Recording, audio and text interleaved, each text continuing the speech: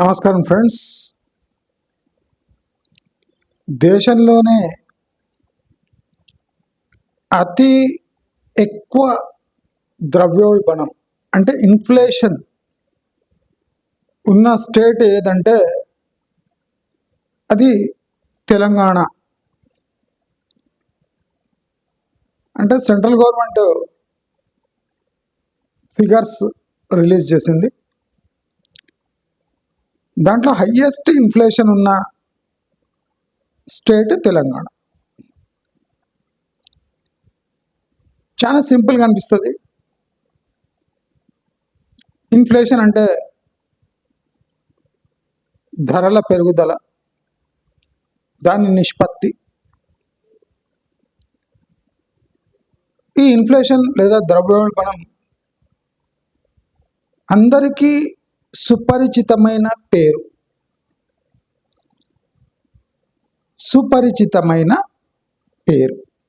ద్రవ్యోల్బణం మనం వింటూ ఉంటాం. చాలామందికి ధరల పెరుగుదల యొక్క సూచిక, తెలుగులో చెప్పాలంటే నాకు తెలిసిన తెలుగులో ఇట్లుంటుంది: ధరల పెరుగుదల యొక్క సూచిక ఇన్ఫ్లేషన్, ద్రవ్యోల్బణం. కానీ మనం అనుకుంటున్నట్టు ద్రవ్యోల్బణం అందరికీ అర్థమయ్యే సబ్జెక్టా? దీంట్లో మన పాత్ర ఏమి? మీ అందరికీ తెలుసు, ఇన్ఫ్లేషన్ అంటే ధరలు పెరిగినాయి, తెలంగాణలో ధరలు ఆకాశానికి అంటుతున్నాయి. ఇలాంటి డైలాగ్స్ మనం ఇప్పుడు ఫ్రీక్వెంట్గా వింటూ ఉంటాం టీవీస్లో అక్కడిక్కడ. కానీ ద్రవ్యోల్బణంలో మన పాత్ర ఏమి? నిజంగా ద్రవ్యోల్బణం మన జీవితాల్లో అంత పెద్ద పాత్ర పోషిస్తుందా? దీన్ని ప్రజలు సీరియస్గా తీసుకుంటారు. నేను అంటే ప్రాక్టికల్గా లైఫ్లో ఎక్స్పెరిమెంట్స్ చేస్తూ ఉంటాను. ఇప్పుడు తాజా ఎక్స్పెరిమెంట్ ఏమంటే, నా జీవితంలో ఒక 10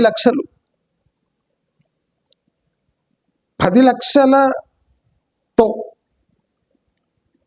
అంటే పైన కింద అయినా ఏమైనా 10 లక్షలు దాటకుండా అన్ని ఖర్చులు,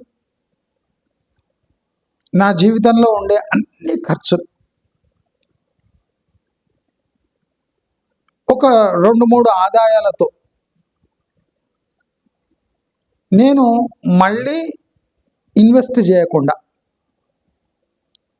నా జీవితం మొత్తాన్ని గడపగలనా? అంటే నా జీవితం సస్టైన్ కావడానికి 10 లక్షలు అనే ఒక ఫిక్స్డ్ అమౌంట్తో దాన్ని ఉపయోగించి నేను బతకగలనా? ఇది ఒక కొత్త ఛాలెంజ్ తీసుకుంటున్నాను. 10 లక్షలు మాత్రమే. దీంతో నేను సామాన్యంగా ఏం బతకను, బాగానే బతుకుతా. మీ అందరికీ కొన్ని నెలల ముందు ఒక 30 lakhs మీరు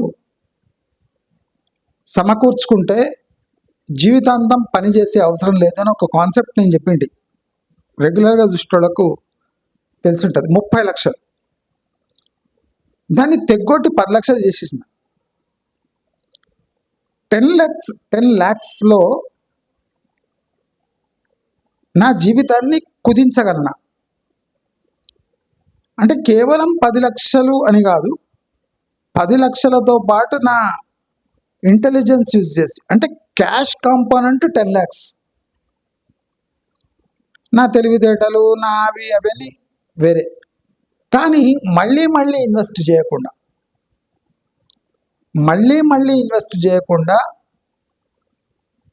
ఎలాంటి రిస్క్ అయినా తీసుకొని 10 లక్షల్లో సునాయాసంగా నేను జీవించి ఆదా చేసుకోగలనా అనే ఒక ఛాలెంజ్ నేను ఆల్రెడీ టేకప్ చేసిన. అంటే కొంత హై ప్రెషర్ ఉంటుంది, కానీ నేను ఆల్రెడీ టేకప్ చేసిన. అంటే మీకు చెప్పలేదు, నేను 30 lakhs నుంచి 10 lakhsకి దిగిన. ఇవాళ రేపటి జీవితంలో 10 లక్షలు చాలా అంటే ఛాలెంజింగ్ అమౌంట్. దీంట్లో ఫ్యామిలీ సహకారం కూడా, ఫ్యామిలీ అండర్స్టాండింగ్ కూడా ఉండాలి. అది చాలా ముఖ్యం. అలాంటి ఛాలెంజ్ తీసుకుంటున్నా. అంటే ద్రవ్యోల్బణం పీక్ స్టేజ్కి పోయినా, రేపు యుద్ధాలు ఎఫెక్ట్ వచ్చినా, రేపు నా ఆదాయంలో తేడా వచ్చినా, ఏమొచ్చినా 10 లక్షల్లో నేను సస్టైన్ కాగలనా అని ఒక లిట్మస్ టెస్ట్ నాకు నేను పెట్టుకున్నా. ఛాలెంజింగ్ ఇది, కానీ జీవన ప్రమాణాలు తగ్గకూడదు. ఇది కూడా ఒక ఛాలెంజ్.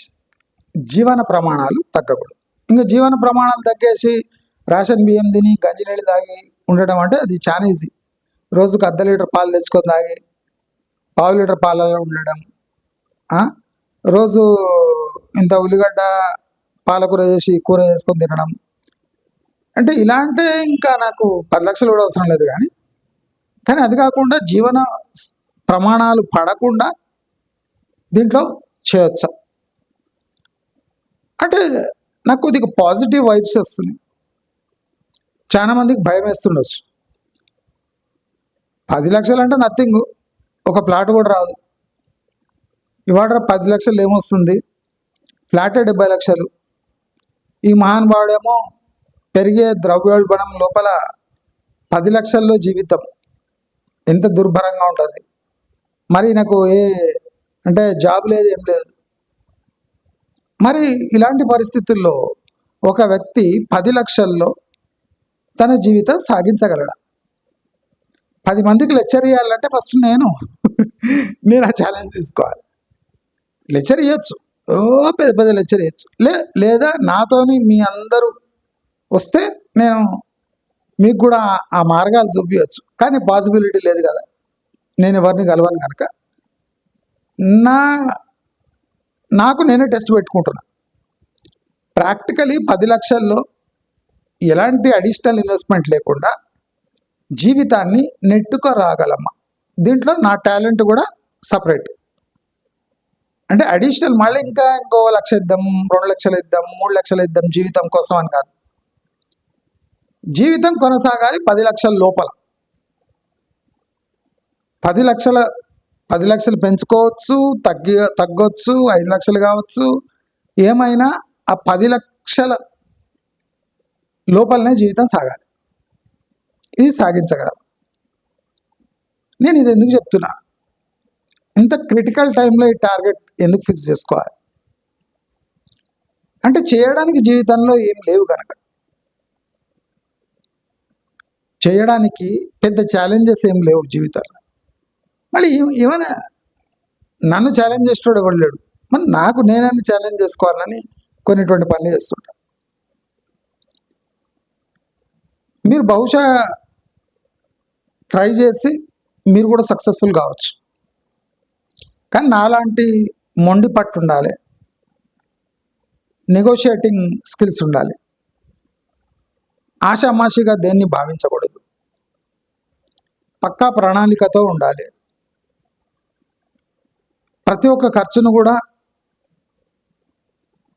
అంటే మనదైన శైలిలో కంట్రోల్ చేయాలి, కానీ జీవన ప్రమాణాలు తగ్గకూడదు. ఇలాంటి ఛాలెంజెస్ ఉంటాయి. 30 లక్షల నుంచి నేను ఇప్పుడు 10 లక్షలు తగ్గొట్టినా. అంటే యాక్చువల్లీ 30 లక్షల నుంచి 50 లక్షలు చేయాలి, కానీ నేను 30 లక్షల నుంచి 10 లక్షలు చేసిన. అంటే ఫుల్ ప్రెషర్ ఉంటుంది. చూద్దాం ఏమవుతుంది. పోయేది ఏం లేదు కదా, మనకు చేసే పని కూడా ఏం లేదు. అందరు బిజీ ఉంటారు కనుక ఎవరు నెగోషియేట్ చేయరు. నేను ఫ్రీగా ఉంటాను, నాకు ఫ్రీ టైమే కనుక నేను ఏది కొన్నా బాగా నెగోషియేట్ చేసుకుంటా. కనుక నాకు పాసిబుల్ అవుతుందేమో అనిపిస్తుంది. మరి అలాంటి ఛాలెంజెస్ మీ లైఫ్లో మీరు తీసుకుంటారో లేదో నాకు తెలియదు, కానీ తీసుకుంటే మంచిది. మీరు తీసుకోవాలని నేను కావాలని చెప్తున్నా. ఎప్పుడు నాకు పాసిబుల్ అయితే మీకు కూడా పాసిబులే. నేనేం సామాన్యమైన జీవితం ఏం గడప. ఏమంటే మీరు వాడే వస్తువే నేను అట్లీస్ట్ 50% కాస్ట్ 40% కాస్ట్లో తీసుకుంటా. మీరు ఏమేం లగ్జరీస్ ఎంజాయ్ చేస్తారు ఎక్సెప్ట్ బండి, కారు, బైకు, ఇది తప్ప నా లైఫ్లో మీరు గడుపుతున్న లైఫ్ కన్నా మంచివే అనుభవిస్తుంటాను. అతి తక్కువ కాస్ట్లో అనుభవిస్తుంటా, అంతే తప్ప జీవన ప్రమాణాలు ఎక్కడ పడే సందర్భం ఏం లేదు. Coming back to topic about తెలంగాణలో ద్రవ్యోల్బణం. నేను నా 10 lakhs ఛాలెంజ్ ఎందుకు చెప్పినా అంటే, ద్రవ్యోల్బణం పెరిగి మన జీవితాలను ఎఫెక్ట్ చేస్తుందా లేదా మనకు తెలియాలి కదా. అందుకోసం ఈ ఎక్స్పెరిమెంట్. అయితే మనము ద్రవ్యోల్బణంలో మన పాత్ర ఎంత, సమాజం యొక్క పోకడల ప్రభావం ద్రవ్యోల్బణంపై ఉంటుందా. నేను ఈ ఎకనామిక్స్ చరిత్ర యొక్క మన ఇండియన్ అండ్ తెలంగాణ కాన్సెప్ట్లో 50 years ఒక స్టడీ చేస్తే, పాతకాలంలో అనుసరించే విధానాలు వేరుగా ఉండేవి. కొన్ని విషయాల్లో ప్రజలు అనుసరించేవాళ్ళు, మిగతా విషయాల్లో తమ స్థాయిని బట్టి జీవితం గడిపేవాళ్ళు. అంటే ఒక 50 years ఫేజ్ తీసుకుంటే స్లోగా సొసైటీ ట్రాన్స్ఫార్మ్ అయింది. ఇన్ఫ్లేషన్ యొక్క మీనింగ్ కూడా చేంజ్ అయింది. చాలా మందికి ఇది తెలియదు. ద్రవ్యోల్బణం అంటే ద్రవ్యోల్బణం కాదండి, కాదు. ద్రవ్యోల్బణం ఒక కాంటెక్స్ట్ మారిపోయింది. అందుకోసమే మన ఛానల్ ప్రత్యేకమైన ఛానల్. ఇక్కడ బయట ఎక్కడ డిస్కస్ కానీ టాపిక్స్ డిస్కస్ చేస్తాం, కానీ మనకు ఒక 1000, 1500, 2000 వ్యూస్ వస్తాయి. అది నయమేమంటే కొద్దిగా మనకి యూట్యూబ్ అండగా ఉంటుంది కనుక బాగానే ఉంది, లేకపోతే కష్టమే. మనం రేకెత్తిచ్చే, మనం లేపే టాపిక్స్ ఎవరు లేపడు ఇంటర్నెట్లోనే. అది తెలుగులో అయితే అసలు ఆ టాపిక్ టచ్ చేయరు. 50 ఏళ్లలో ద్రవ్యోల్బణం మీనింగ్ చేంజ్ అయిందా? ఈ ద్రవ్యోల్బణాన్ని ఎలా అర్థం చేసుకోవాలి? తెలంగాణలో ద్రవ్యోల్బణం ఇంతగా పెరగడానికి బలమైన కారణాలు ఉన్నాయా? నేను ఒక ఎకనామిక్స్లో ఒక సీక్రెట్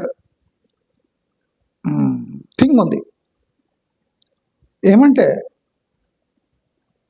ఒక రాష్ట్రం, ఒక సిటీ లేదా ఒక టౌన్ ద్రవ్యోల్బణం పెరుగుతుంది అంటే ఖర్చుతో పాటు అక్కడ సదుపాయాలు కూడా ఆ స్థాయిలో ఉన్నాయి. నేను మీకు ఎగ్జాంపుల్ ఇస్తాను. ఫర్ ఎగ్జాంపుల్, నా ఇంట్లో నేను 3 స్మార్ట్ ఫోన్లు వాడానంటే, మా ఇంట్లో నేను 3 స్మార్ట్ ఫోన్లు, అందరింట్లో 2, 3 ఉంటాయి కదా, 3 స్మార్ట్ ఫోన్లు వాడానంటే మినిమం నా ఖర్చు నెలకు 750. అయితే నేను నా జీవితంలో ఒకటే స్మార్ట్ ఫోన్ వాడతాను, 2 డబ్బా ఫోన్లు వాడతాను. దానివల్ల నా జీవితంలో ఖర్చు 450 దాటదు. 750 మీకు ఖర్చు అయితే నాకు 400 దాటదు. 3 ఫోన్లు వాడుతున్నా, బాగానే వాడుతున్నా, కానీ నా ఖర్చులు 400 దాటదు. అంటే మీ వాడటానికి నా వాడటానికి తేడా ఏమంటే, డేటా యూసేజ్ ఉంటుంది కానీ కాల్స్ రావడం పోవడం నాకు చాలా తక్కువ, ఆల్మోస్ట్ 0. నేను ఎవరితో మాట్లాడానో ఎవరు నాకు కాల్ చేయరు. త్రూ అదర్ మోడ్స్ నేను కాంటాక్ట్లో ఉంటా. నేను ఎక్కువ ఎవరితోని మాటలు కలపను, మాట్లాడాను. అదొకదే తేడా. అంటే మా జీవితం మీ జీవితంలో 300 రూపాయల తేడా వచ్చేసింది. నేను అమూల్ పాలు వాడతా, మీరు హెరిటేజ్ పాలు వాడతారు. రోజుకు 4 రూపాయలు, 120 రూపీస్ మీ పాలకు నా పాలకు తేడా. అంటే జస్ట్ మీకు ఇన్ఫ్లేషన్, మీ ఇంటి ఖర్చు మా ఇంటి ఖర్చు, మీ ఇంటి ఖర్చు మా ఇంటి ఖర్చు. మేము రేషన్ బియ్యము 55 రూపాయల బియ్యము 2 వాడతాం. రేషన్ బియ్యము 55 రూపాయల బియ్యము 2 వాడతాం. యావరేజ్ ఎక్కడో 28కో 24కో పర్ కేజీ వచ్చి ఆగిపోతుంది.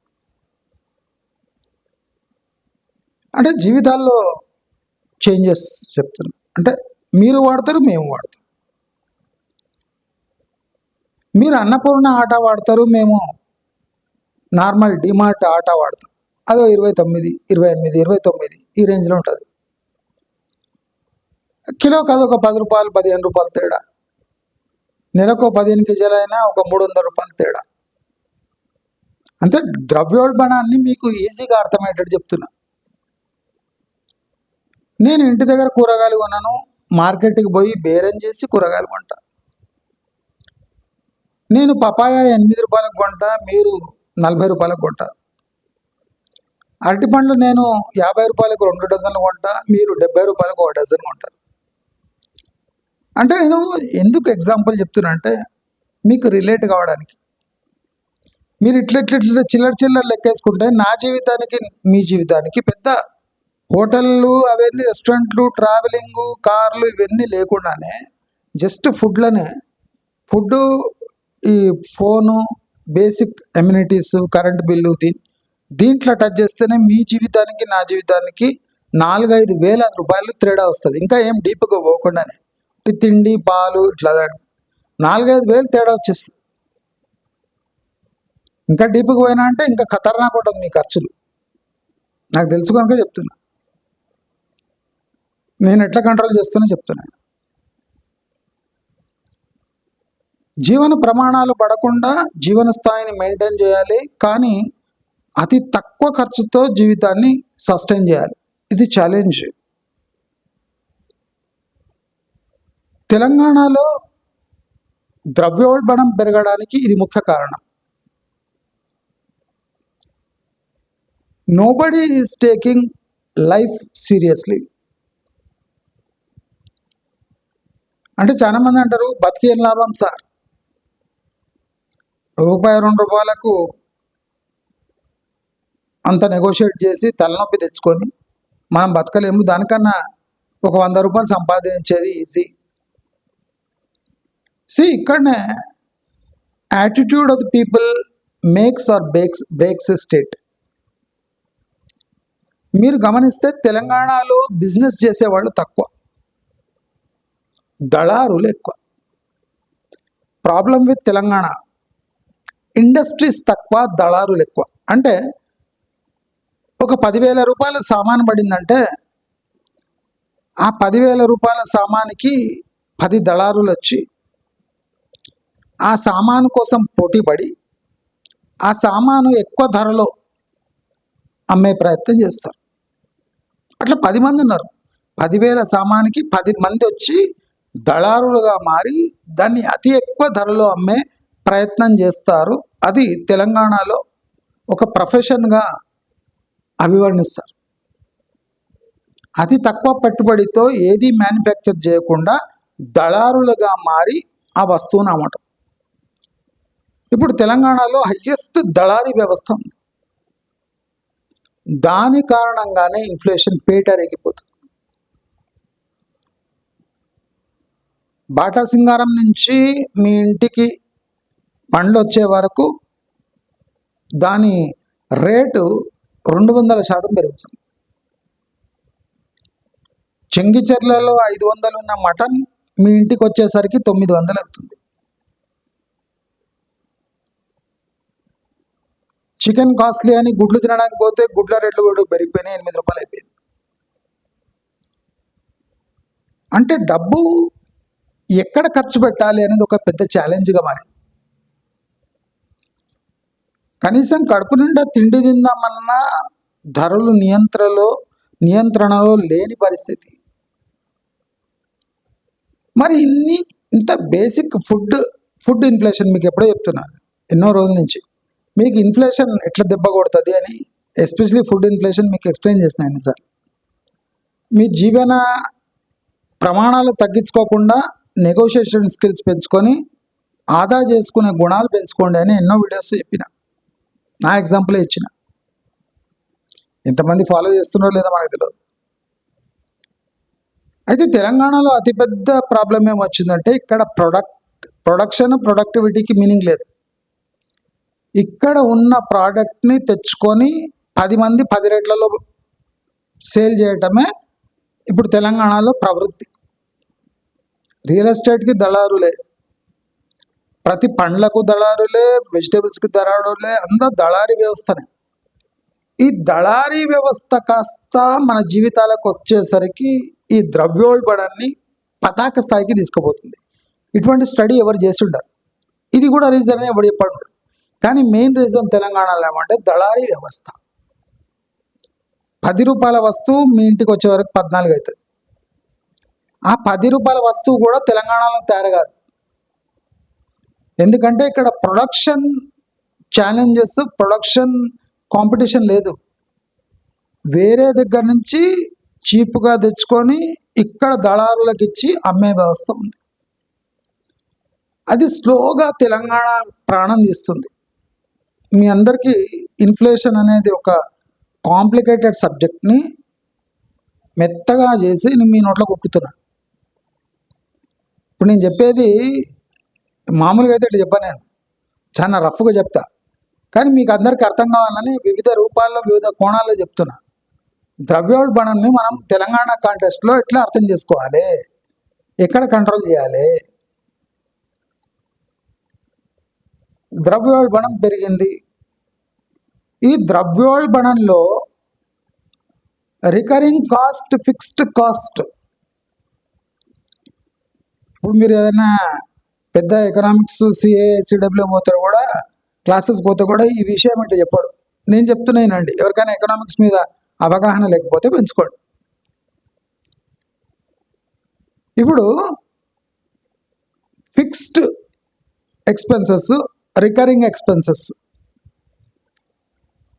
ఫిక్స్డ్ ఎక్స్పెన్సెస్ అంటే మీ ఈఎంఐలు, మీ స్కూల్ ఫీజులు, మీ పెట్రోల్ ఖర్చు, రెంటులు, ఇటువంటివన్నీ ఫిక్స్డ్. ఎవ్రీ మంత్ నెగోషియేట్ చేయరు మీరు. పాల ఖర్చు నాన్ నెగోషియబుల్. ఎంఆర్పి మీద మీరు అంతా డీల్ చేస్తారు. ఇప్పుడు పెట్రోల్ ధర మీరు చెప్పినట్టు నెగోషియేట్ చేయలేరు కదా. స్కూల్ ఫీజు ఒకసారి మీరు నెగోషియేట్ చేస్తారు, ప్రతి నెల కట్టాల్సి వస్తుంది, లేదా 3 క్వార్టర్లీ కట్టాల్సి వస్తుంది. ఇవి కాకుండా మీ జీవితంలో చేంజ్ చేయగల వస్తువులను కూడా ద్రవ్యోల్బణం ధాటికి మీ జీవితం బలైపోతుంది. అంటే ప్రతి ఏటా పెరిగే ఫిక్స్డ్ ఖర్చులతో పాటు ప్రతి నెల ప్రతిరోజు చేంజ్ అయ్యే ప్రైజెస్ కూడా, వస్తువుల కూడా ఒక ఛాలెంజ్గా మారింది. మనము ఫిక్స్డ్ కాస్ట్ని కూడా ఇంటెలిజెంట్లీ మెయింటైన్ చేయొచ్చు. ఈఎంఐ అంటే మనము ఇయర్లీ కాస్ట్, ఫిక్స్డ్ కాస్ట్ ఏమి స్పెండ్ చేస్తామో అది ఇయర్ స్టార్టింగ్లోనే నెగోషియేట్ చేస్తే మీకు ఆదా కాదా. ఇది ఎవరు చేయరు.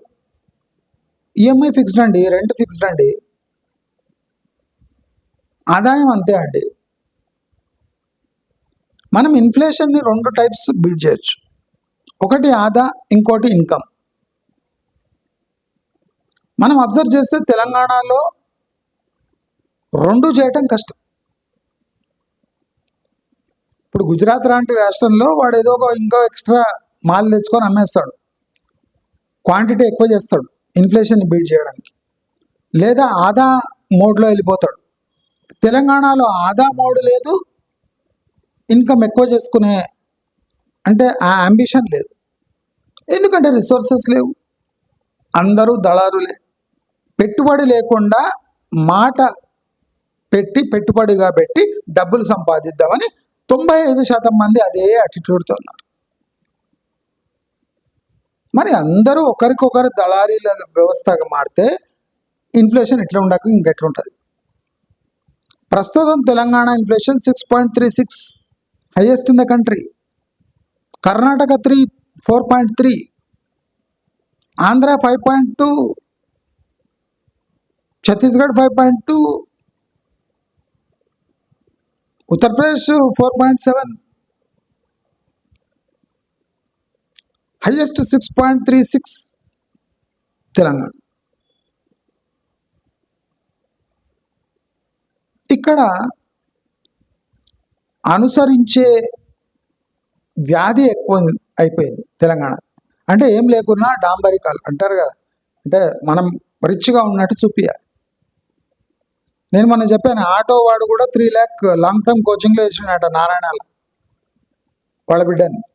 ఆటో నడుపుతాడు, ఆటో వాడు 3 లక్షలు కట్టి నారాయణలో వేసాడు. అయితే ఈ 3 లక్షలు ఇన్ఫ్లేషన్కి యాడ్ కావా? ఈ 3 లక్షల వల్ల ఆ ఆటో డ్రైవర్ జీవితం దుర్భరంగా మారదా? మారుతుంది. ఏ 3 లక్షలు తన జీవితం కోసం ఖర్చు పెట్టేది, అమ్మాయి లాంగ్ టర్మ్ కోసం 3 లక్షలు ఖర్చు పెట్టడం, అది పెట్టొచ్చా లేదా అనే ఇంగిత జ్ఞానం ఆటో డ్రైవర్కి లేదు. ఈ 3 లక్షలు తన జీవితానికి పనికొచ్చే 3 లక్షలు లాంగ్ టర్మ్ కోచింగ్ పెట్టేశాడు. ఇప్పుడు ఆ 3 లక్షలు అప్పులో తెచ్చిండా, లేదా 3 లక్షలకు తన దగ్గర ఉన్న డబ్బు పెట్టేసిండా? ఇప్పుడు ఆ 3 లక్షలు అప్పు చేసుకొని జీవితం గడపాలనా? పెరుగుతున్న ఖర్చులను బట్టి అప్పుల వడ్డీ కూడా పెరగచ్చు. అంటే తెలంగాణలో ఎకనామిక్స్కి ఛాలెంజ్ చేసే చాలా విషయాలు ఉన్నాయి. నేను మొన్న చెప్పిన, ప్రభుత్వం అప్పుల్లో పోతుంది కానీ ప్రజలు ధనికులు అవుతుండ్రు. ఈ ధనికులైన ప్రజలే లైన్లో నిలబడి ఎంప్లాయ్మెంట్ అడుగుతున్నారు, రూపాయి కిలో రేషన్ రైస్ తీసుకుంటున్నారు. చాలా విచిత్రమైన థింగ్స్ తెలంగాణలో జరుగుతున్నాయి. ఇప్పుడు తెలంగాణ హైయెస్ట్ ఇన్ఫ్లేషన్. ఇది ఫ్యూచర్లో తగ్గవచ్చా అంటే తగ్గను వచ్చు, 1 నెల 2 నెలల మళ్ళీ అదే స్టాండర్డ్కి రావచ్చు. ఇప్పుడు బయటి పాపులేషన్ సిటీలో వస్తే ఏమవుతుంది? బయటి పాపులేషన్ సిటీలో వస్తే ఏమవుతుంది? ఇది కూడా ఇన్ఫ్లేషన్కి ఒక పెద్ద కారణం. బయటికి వచ్చే వాళ్లకు ధరల అంటే జ్ఞానం ఉండదు. ఇప్పుడు వెస్ట్ హైదరాబాద్లో ఉన్నవానికి పపాయ 7 రూపీస్ అంటే కళ్ళు తిరిగి కింద పడిపోతాడు. అదే కొత్తపేటలో ఉన్నవానికి సామాన్యం. అంటే వాడు తెలియకుండా 40-50 రూపాయలు కిలో ఇచ్చి పపాయ కొంటాడు. ఇప్పుడు ఆ ఏరియాలో ఇప్పుడు నాకు 8 రూపాయలు కిలో కొత్తపేటలో అని తెలిసినా వాడు నేను కింద వెస్ట్ హైదరాబాద్లో పోయి కొనాలంటే 60 రూపాయలు అంటాడు. చచ్చినట్టు నేను 60 రూపాయలు ఇవ్వాలి. అంటే నా ఆదాయంలో 60 రూపాయలు అనవసరంగా, అంటే అట్లీస్ట్ 50 రూపాయలు అనవసరంగా నేను ఖర్చు పెట్టాల్సి వస్తుంది. 8 రూపాయలు 10 రూపాయలు కొనే పపాయ నేను 60 రూపీస్ వెస్ట్ హైదరాబాద్లో ఖర్చు పెట్టాల్సి వస్తుంది, 50 రూపాయలు ఎక్స్ట్రా. ఆ రోజుకు నా ద్రవ్యోల్బణం పెరిగిపోయింది. మీ అందరికీ సింపుల్గా అర్థం కావాలని చిన్న చిల్లర ఎగ్జాంపుల్ ఇస్తాను. ద్రవ్యోల్బణం జీవితంలో ఎట్లా ఎంటర్ అవుతుంది? ఎమోషనల్ కార్ పర్చేస్, కారు యొక్క వినియోగము, దాని యొక్క ప్రొడక్టివిటీ నీ జీవితాన్ని ఎట్లా మారుస్తుంది. ఈ 3 పాయింట్లు విస్మరించి ఒక కారు కొంటే అది ఇన్ఫ్లేషన్కి యాడ్ అవుతుంది.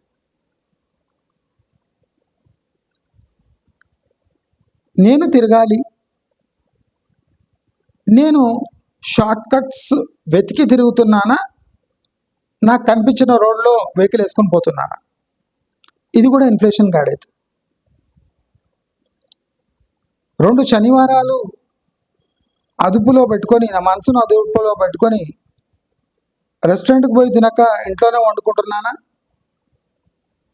ఇలాంటి చిలిపి ప్రశ్నలు మన జీవితాన్ని మార్చేసే ప్రశ్నలు. మనం వేసుకోం, ఎందుకంటే మనకి ఇష్టం ఉండదు అక్కడ ఛాలెంజ్ తీసుకోవాలంటే. అప్పు చేసైనా ఆ స్టాండర్డ్ మెయింటైన్ చేస్తాం. అప్పు చేసి ఊళ్ళోకి వెళ్తాం, అప్పు చేసి ఫిలిం చూస్తాం, క్రెడిట్ కార్డ్స్ గీకి షాపింగ్ చేస్తాం.